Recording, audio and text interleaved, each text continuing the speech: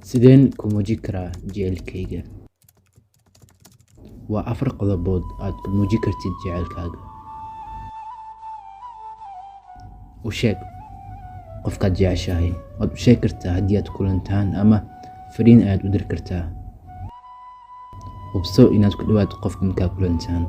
Indhahaada ka fogey sida caadiga haddii indhihiin ay isku dhacaan oo la cadeey haddii aad u baahato. Oo la cadeyntu waa qayb ka mid ah dareemaha jacaylka. Wax fiican sheeg. Wax kugu filnaan tiraahdo waan ka helay araggaada ama ammaan qofkaad jeceshahay. Dadka intooda badan way ku farxaan ammaanta. Waxaa laga yaabaa inay ka bilaabato wada hadal badan. Haddii aad inta badan aad wada joogtaan, muuji inaad qofkaad jeceshahay.